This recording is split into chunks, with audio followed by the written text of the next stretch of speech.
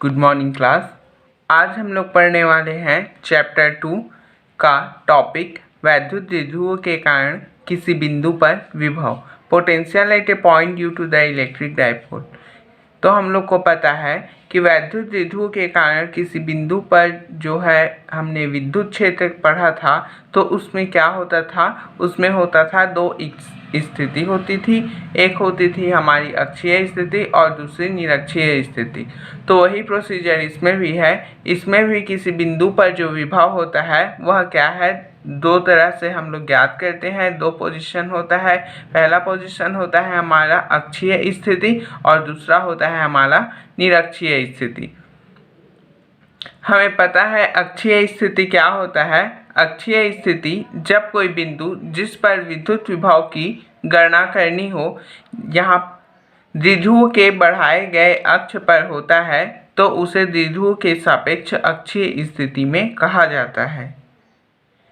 जब हम इसे विद्युत क्षेत्र के टर्म में पढ़ रहे थे विद्युत क्षेत्र निकालने के लिए, तो अक्षीय स्थिति का परिभाषा क्या था, जब कोई बिंदु जिस पर विद्युत क्षेत्र जो यहाँ पे विभव लिखा गया है वो क्या था, उसमें क्षेत्र था। ठीक है, चूंकि हम लोग यहाँ पे विभव की गणना करते हैं तो क्या कहेंगे, जब कोई बिंदु जिस पर विद्युत विभव की गणना करनी हो द्विध्रुव के बढ़ाए गए अक्ष पर होता है, तो उसे द्विध्रुव के सापेक्ष अक्षीय स्थिति में कहा जाता है।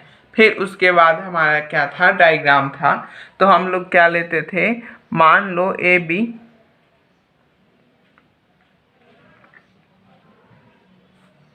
मान लो ए और बी क्या है, एक वैद्युत द्विध्रुव है जो -q तथा +q आवेशों से मिलकर बना है। ठीक है, मान लो ए बी एक वैद्युत द्विध्रुव है जो -q तथा +q आवेशों से मिलकर बना है, जिसे k परावैद्युतांक वाले माध्यम में रखा गया है। इनके बीच की दूरी कितनी है, 2l है। ठीक है, इसके मध्य बिंदु O से r दूरी पर, इसके मध्य बिंदु O से क्या है, r दूरी पर एक क्या है, बिंदु P है, जहाँ पे क्या है हमें विद्युत विभव की गणना करनी है। ठीक है, यहाँ पे जो बोला गया है उसे लिखा गया है, मान लो ए बी एक वैद्युत द्विध्रुव है जो माइनस व +q आवेशों से मिलकर बना है। यह k परावैद्युतांक के माध्यम में है। दोनों आवेशों के बीच की दूरी 2l है। इस ध्रुव के मध्य बिंदु O से r दूरी पर एक बिंदु P है, जहाँ पे क्या है, विद्युत विभव की गणना करनी है।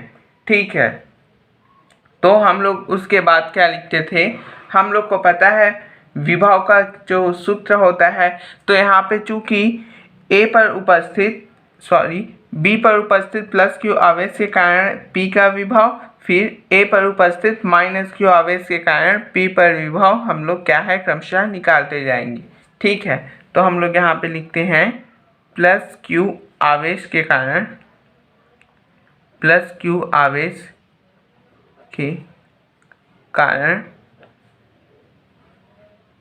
P पर विभव कितना हो जाएगा, इसको हम लोग लेते हैं V1 इज इक्वल टू कितना होगा, 1/4 पाई एप्सिलॉन 0। चूँकि माध्यम का परावैद्युतांक K है और Q अपान दूरी कितना है, चूँकि ये मध्य बिंदु O है और यहाँ से लेके BP है ना, क्योंकि +q आवेश B के पास है, तो ये हो जाएगा BP। ठीक है, तो BP का वैल्यू कितना आ जाएगा, BP का जो वैल्यू आएगा वो हमारा हो जाएगा R-L। ठीक है, BP का वैल्यू आया R-L। तो वैल्यू पुट आउट करने पर V1 का मान हमारा आ जाएगा 1/4 पाई एप्सिलॉन 0 के Q अपान R-L। ये क्या आ गया, +q आवेश के कारण बिंदु P पर विभव। ठीक इसी प्रकार क्या है, हम लोग -q आवेश के कारण क्या है बिंदु P पर विभव की गणना करेंगे। के कारण P पर विभव। तो ये इसको लेते हैं हम लोग V2 इज इक्वल टू हमारा हो जाएगा 1/4 पाई एप्सिलॉन 0 और माध्यम के परावैद्युतांक है Q अपान ये हो जाएगा हमारा AP। और AP का वैल्यू हम लोग यहाँ से निकाल सकते हैं डायग्राम से। AP का वैल्यू हो जाएगा L plus R। AP is equal to हो जाएगा R प्लस L। ठीक है, तो वैल्यू को हम लोग यहाँ पे पुट आउट करते हैं। ये हो जाएगा V2 is equal to 1/4 pi epsilon 0 के Q upon R plus L। ये आ गया हमारा V2 का वैल्यू। ठीक है, अब हमें क्या है V1 और V2 का परिणामी निकालना है। ठीक है, चूँकि हम लोग को पता है क्या विभव एक क्या है, कौन सी राशि है। विभव हमने पढ़ा था, विभव की दिशा क्या है, निश्चित नहीं होती है ना। तो यह विभव क्या है, एक अदिश राशि है। ठीक है, हम लोग यहाँ पे लिखेंगे विभव एक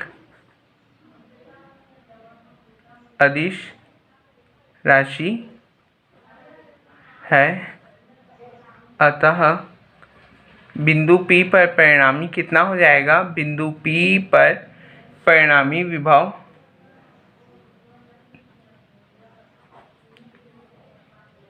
बिंदु B पर परिणामी विभव आ जाएगा V is equal to V1 plus V2। ठीक है, यहाँ तक समझ आया। विभव क्या है, सदिश राशि नहीं है, यह अदिश राशि है, इसीलिए इसका परिणामी हम लोग क्या है V1 प्लस V2 डायरेक्ट ले सकते हैं। चूँकि यहाँ पर देखिए विभव क्या है, विभव में आवेश का परिणाम की क्या है लिखा जाता है, इसका परिमाण भी लिखा जाता है। ठीक है, तो ये जो आवेश विभव है तो ये क्या है, माइनस आवेश के कारण है। ठीक है ना, यहाँ पे देखिए पिछले में माइनस आवेश के कारण बिंदु P पर विभव लिखा गया है। चूँकि माइनस आवेश है तो हमारा यह आवेश का परिमाण भी क्या होगा, माइनस होगा। ठीक है, तो ये हम लोग यहाँ पे माइनस लिखेंगे। ठीक है, तो अब हम लोग क्या है परिणामी की मान निकालते हैं। तो V is equal to V1 और V2 को ऐड कर देंगे। तो V1 का वैल्यू आया था 1/4 पाई एप्सिलॉन 0 के Q upon R minus L और प्लस चूँकि माइनस है तो यहाँ पे माइनस लेंगे 1/4 पाई एप्सिलॉन 0 के Q upon R plus L। ठीक है, ये हो जाएगा V is equal to 1/4 pi epsilon 0 के इंटू Q। ये क्या है, दोनों में है तो इसको उभयनिष्ठ निकाल देंगे। बचेगा हमारा 1/R minus L minus 1/R plus L। ठीक है, ये हो जाएगा V is equal to 1/4 pi epsilon 0 के इंटू Q अपान इसका क्या होगा, लघुत्तम समापवर्तन निकालेंगे। तो ये हो जाएगा R plus L minus minus का इसमें मल्टीप्लाई होगा, चूँकि माइनस साइन है तो ये हो जाएगा माइनस R और माइनस माइनस प्लस L। ठीक है, और नीचे का A minus B A plus B के फॉर्मूला में आ गया। तो ये हो जाएगा A का स्क्वायर माइनस B का स्क्वायर अर्थात R का स्क्वायर माइनस L का स्क्वायर। ठीक है, यहाँ तक समझ में आया। अब देखो यहाँ क्या है, R पॉजिटिव है और ये नेगेटिव है, तो ये क्या होगा, दोनों कैंसिल आउट हो जाएगा। ठीक है, तो V का वैल्यू हो जाएगा 1/4 पाई एप्सिलॉन 0 के इंटू Q। 2L क्या है, आपस में जुड़ जाएंगे तो ये 2L हो जाएगा। ये हो जाएगा R square minus L square. ठीक है, अब यहाँ पे देखिए हम लोग को पता है द्विध्रुव आघूर्ण कितना होता है, P इज इक्वल टू कितना होता है द्विध्रुव आघूर्ण, ये हम लोग पढ़े थे पिछले क्लास में। P इज इक्वल टू होता है Q मल्टीप्लाई 2L। ठीक है, ये होता है P क्या होता है, द्विध्रुव आघूर्ण। ठीक है, तो यहाँ पे है Q इंटू 2L का वैल्यू है, तो इसके जगह में क्या लिख लेंगे हम लोग, इन दोनों के जगह में हम लोग लिखेंगे P। ठीक है, तो ये हो जाएगा हमारा V इज इक्वल टू हो जाएगा 1/4 पाई एप्सिलॉन 0 के into P upon R square minus L square. ये क्या है, बिंदु P पर विभव अक्षीय स्थिति के कारण, जब बिंदु P क्या है अक्षीय स्थिति में स्थित हो तो ये बिंदु P पर विभव होगा, और चूंकि यह इसकी मात्रा क्या है वोल्ट होगा, तो इतना होगा। और यदि वायु या निर्वात है, अर्थात यह के परावर्तकांक वाले माध्यम में नहीं है, यदि वायु है तो k इज इक्वल टू कितना हो जाता है 1, तो ये हो जाएगा v is equal to 1/4 pi epsilon 0 p upon R square minus L square volt. ठीक है, और क्या होगा, यदि हमारा द्विध्रुव क्या है छोटा है, यदि द्विध्रुव छोटा है तो इस स्थिति में क्या होता है, r का मान बहुत बढ़ जाता है। यदि द्विध्रुव छोटा है तो क्या हो जाएगा, द्विध्रुव छोटा है तो क्या हो जाएगा, r का जो मान होता है वो बहुत बड़ा होता है l के सापेक्ष। तो इस स्थिति में हम लोग क्या करते हैं, इस स्थिति में हम लोग l को नगण्य मानते हैं। तो यहाँ पे क्या है, l का वैल्यू हम लोग नगण्य मान लेंगे। ठीक है, तो क्या हो जाएगा, l का वैल्यू 0 हो जाएगा, तो विभव का जो मान आ जाएगा वह हो जाएगा v is equal to 1/4 pi epsilon 0 के इंटू p अपान r का स्क्वायर। ये क्या आ गया, विभव का मान आ गया, यदि हमारा जो द्विध्रुव है वह छोटा है। और यदि छोटे द्विध्रुव को के परावर्तकांक वाले माध्यम में रखा जाए, के परावर्तकांक वाले माध्यम में रखा गया है तो आ गया, और यदि उसे हटाकर वायु या निर्वात में रखा जाए, अर्थात के का जो वैल्यू है वह आ जाए 1। के का वैल्यू 1 कब होता है, जब हम उसे वायु अथवा निर्वात में रखते हैं। ठीक है, तब विभव आ जाएगा हमारा v इज इक्वल टू आ जाएगा 1/4 पाई एप्सिलॉन 0, के का वैल्यू आ गया 1। ठीक है, और ये हो जाएगा p इंटू आर का स्क्वायर। ये क्या है, हमारा विभव का फॉर्मूला आ गया। ठीक है, वोल्ट। तो हम लोग को प्रश्न अनुसार जहाँ तक प्रश्न दिया गया है उतना तक बनाना है। यदि साधारण विभव पूछा गया है तो हमें यहाँ तक बताना है, और यदि द्विध्रुव छोटे द्विध्रुव के लिए पूछा गया है तो यहाँ तक बताना है। ठीक है, और अगर प्रश्न में कुछ भी पूछा नहीं गया है, विभव की गणना करिए, अक्षीय स्थिति के कारण किसी बिंदु पर विभव की गणना कीजिए बोला गया है, तो हमें ये छोटे द्विध्रुव तक ही बताना है।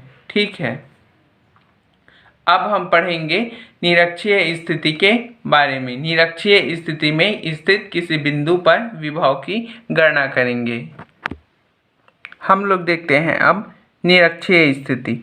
तो सबसे पहले निरक्षीय स्थिति किसे कहते हैं वह जानते हैं।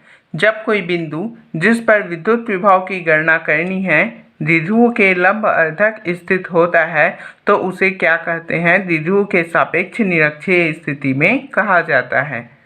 जब हम लोग विद्युत क्षेत्र की तीव्रता के बारे में पढ़ रहे थे तब हम कहते थे कि जब कोई बिंदु जिस पर विद्युत विभव की गणना करनी है तो यहाँ विभव के जगह में क्या है, हम लोग विद्युत क्षेत्र कहते थे। यह विद्यार्थी ध्यान रखेंगे। ठीक है, अगर प्रश्न में विभव ज्ञात करने का दिया है तो निरक्षीय स्थिति के परिभाषा में हम लोग विभव लिखेंगे, और जब हम विद्युत क्षेत्र पूछा गया है हमसे तो क्या है, निरक्षीय स्थिति में हम लोग विद्युत क्षेत्र लिखेंगे। ठीक है, तो क्या है, जब कोई बिंदु जिस पर विद्युत विभव की गणना करनी है द्विध्रुव के लंब अर्धक स्थित होता है तो इसे द्विध्रुव के सापेक्ष निरक्षीय स्थिति में कहा जाता है। अब हम क्या है डायग्राम बनाएंगे, तो वही है जो पहले किए थे। ठीक है, मान लो ए बी एक वैद्युत द्विध्रुव है जो -q + q आवेशों से मिलके बना है, जो क्या है k परावैद्युतांक वाले माध्यम में रखा गया है। इनके बीच की दूरी क्या है 2l है। इसके मध्य बिंदु O से क्या है r दूरी पर, इसके मध्य बिंदु O से r दूरी पर एक क्या है बिंदु P है, जहाँ पे हमें क्या है विद्युत विभव की गणना करनी है। यहाँ तक क्लियर है? क्या है, मान लो ए बी एक वैद्युत द्विध्रुव है जो +q तथा -q आवेशों से मिलकर बना है। इनके बीच के परावैद्युतांक का माध्यम है। दोनों आवेशों के बीच की दूरी 2l है। द्विध्रुव के मध्य बिंदुओं से r दूरी पर एक बिंदु P है, जहाँ पे क्या है विद्युत विभव की गणना करनी है। ठीक है, अब देखिए हम लोग A से बिंदु P को क्या है मिलाते हैं और बिंदु B से भी मिलाते हैं। ठीक है, ओके। अब हमारा क्या था, A पर उपस्थित -q आवेश या फिर -q आवेश के कारण बिंदु P पर विद्युत विभव तथा +q आवेश के कारण बिंदु P पर विद्युत विभव की गणना करेंगे। ठीक है, हमें पता है +q आवेश के कारण +q आवेश के कारण P पर विभव कितना आ जाएगा, +q आवेश के कारण P पर विभव V1 = आ जाएगा 1/4 पाई एप्सिलॉन 0 K × Q/BP। ठीक है, तो BP का हम लोग वैल्यू निकालेंगे, पाइथागोरस प्रमेय से निकालेंगे। ये R हो जाएगा, ये L हो जाएगा, तो BP का जो वैल्यू आ जाएगा वो हमारा हो जाएगा √r² + L²। ठीक है, और इसी प्रकार -q आवेश के कारण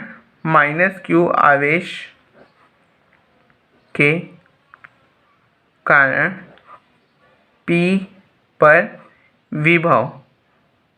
विभव तो ये आ जाएगा V2 = कितना हो जाएगा 1/4 पाई एप्सिलॉन 0 K × Q/AP। ठीक है, AP। अब चूंकि देखिए यहाँ भी हम लोग निकालेंगे P का वैल्यू, तो पाइथागोरस प्रमेय से आ जाएगा r² + L² और टोटल 100√। ठीक है, चूंकि ये माइनस आवेश है तो यहाँ पे क्या होगा माइनस होगा। अब देखिए BP और AP का जो वैल्यू है वह क्या है सेम आ रहा है। BP और AP का वैल्यू है वो सेम है, अर्थात इन दोनों का जो वैल्यू है वह सेम है। ये आ जाएगा, इसका वैल्यू आ जाएगा r² + L² और इसका भी वैल्यू आ जाएगा r² + L²। ठीक है, तो वैल्यू दोनों का सेम है, अर्थात यहाँ पे क्या लिख सकते हैं, चूंकि BP = AP। ठीक है,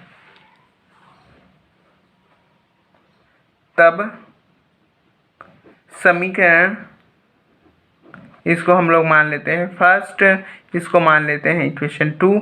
तब समीकरण 2 से क्या लिख सकते हैं, समीकरण 2 से AP के जगह हम क्या है हम लोग BP लिख सकते हैं। ठीक है, तो ये हो जाएगा V2 = 1/4 pi epsilon 0 K × -q/BP। ठीक है, अब ये हो गया V2 का वैल्यू। अब परिणामी निकालते हैं, परिणामी विभव निकालेंगे तो कितना आएगा V1 + V2 परिणामी विभव। तो परिणामी विभव कितना आ जाएगा V = V1 + V2। तो V का जो वैल्यू आया है वो दोनों V1 और V2 का वैल्यू क्या है दोनों सेम आया है। ठीक है, दोनों का वैल्यू क्या है, सेम आया है। हम लोग यहाँ पे लिखते हैं v is equal to V1 plus V2। V1 का वैल्यू कितना आया है, 1/4πε0 K into Q/BP plus 1/4πε0 K minus Q/ ये भी क्या है, BP है। तो ये क्या है वैल्यू, ये दोनों आपस में क्या है, समान है। और ये क्या है, ऋणात्मक में है, तो ये क्या है, दोनों घट जाएंगे। तो इसका जो वैल्यू आएगा v इज इक्वल टू आ जाएगा 0। तो क्या यहाँ पे मिलता है, निष्कर्ष निकालेंगे, स्पष्ट है कि निरक्षीय स्थिति में किसी बिंदु पर वैद्युत विभव शून्य होता है। ठीक है, यहाँ पे लिखेंगे निरक्षीय स्थिति में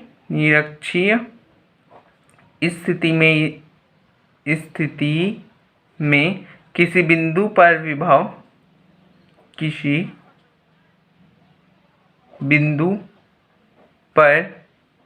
विभव शून्य होता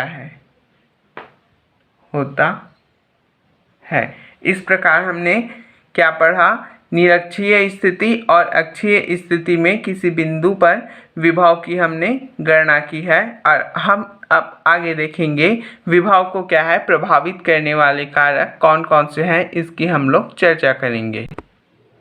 हमने जाना कि अक्षीय स्थिति और निरक्षीय स्थिति में किसी बिंदु पर विभव कितना होता है, तथा जाना कि निरक्षीय स्थिति पर स्थित किसी बिंदु का विभव क्या होता है, शून्य होता है। यह क्या है, IMP है, इसे हमेशा विद्यार्थी को याद रखना चाहिए। अब हम जानेंगे विद्युत विभव को प्रभावित करने वाले कारक। ठीक है, क्या पढ़ेंगे, विद्युत विभव को प्रभावित करने वाले कारक। तो इसमें पहला है आवेश की मात्रा। पहला विभव को प्रभावित करने वाले कारक, किसी चालक का विभव निम्न कारकों से प्रभावित होता है। पहला है आवेश की मात्रा, अर्थात किसी चालक को जितना अधिक आवेश दिया जाता है उसका क्या है, विभव उतना अधिक होता है। इसका कारण यह है कि जो चालक को आवेश दिया जाता है त्यो उसके चारों ओर क्या है, विद्युत क्षेत्र की तीव्रता बढ़ती जाती है। ठीक है, उदाहरण से देखते हैं। मान लो ये कोई चालक है। ठीक है, मान लो कोई एक चालक है, यह चालक A है। क्या है, इसको हम लोग जितना ज़्यादा आवेशित करेंगे, आवेश देंगे, इसमें आवेश का मात्रा क्या है, हम लोग इसमें जितना ज़्यादा बढ़ाएंगे, इसके चारों ओर क्या है, विद्युत क्षेत्र की जो तीव्रता है वह क्या है, बढ़ती जाएगी। तथा विद्युत क्षेत्र की तीव्रता बढ़ती जाएगी तो क्या है, आवेश को यहाँ लाने में क्या है, अधिक कार्य करना पड़ेगा और वह उसका विभव क्या है, अधिक बढ़ते जाएगा। तो यही यहाँ बताया गया है कि किसी चालक को जितना अधिक आवेश दिया जाता है उसका विभव उतना ही अधिक होता है। इसका कारण यह है कि जो किसी चालक को आवेश दिया जाता है त्यों उसके चारों ओर क्या है, विद्युत क्षेत्र की जो तीव्रता है वह एकाएक क्या है, बढ़ने लगती है। अतः एकांक धन आवेश को अनंत से उस चालक में लाने में अधिक कार्य करना पड़ेगा। दूसरा है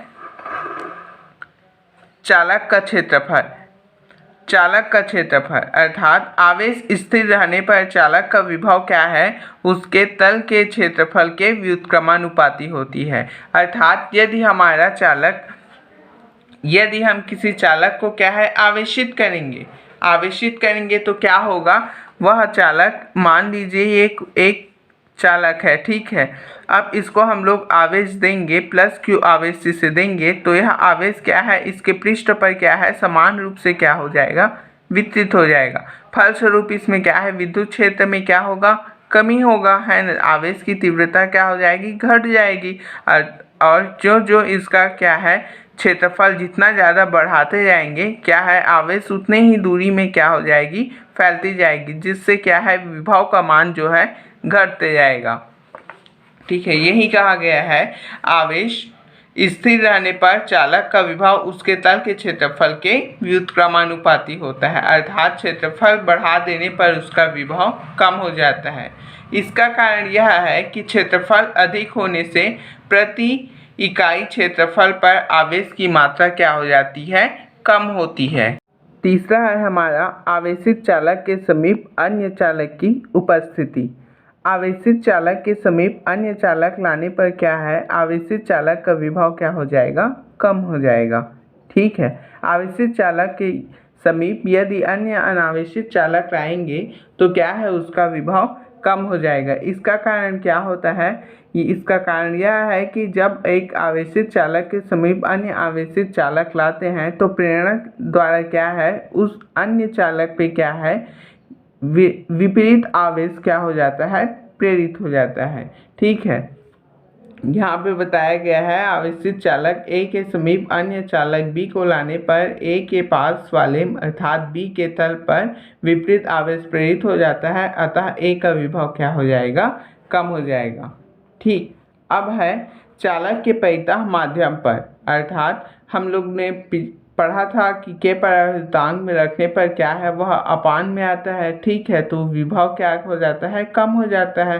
अर्थात चालक के परितः यदि के परावर्तांक का माध्यम होने पर उसका विभव क्या हो जाएगा, V अपान के हो जाएगा, जहाँ V क्या होता है, आवेशित चालक के वायु में विभव होता है। स्पष्ट है कि किसी चालक के परितः माध्यम क्या है, माध्यम रखने पर बदलने पर धनावेश को अनंत तक लाने में कार्य का मान भी बदल जाता है। ठीक है, के परावर्तांक का माध्यम रखने पर क्या है, चालक के परितः जो विद्युत विभव है वह क्या हो जाएगा, घटते जाता है। स्पष्ट है कि वायु में क्या होता है, विद्युत विभव अधिक होगा तथा के माध्यम को जैसे जैसे हम लोग बदलते जाते हैं के का वैल्यू क्या हो जाता है, बदलते लगता है। और के का जो वैल्यू है वह केवल वायु अथवा निर्वात के लिए ही 1 है, फिर बाकी सभी के लिए के का जो वैल्यू है वह 1 से अधिक होता है। ठीक है, तो आज के लिए बस इतना ही। धन्यवाद।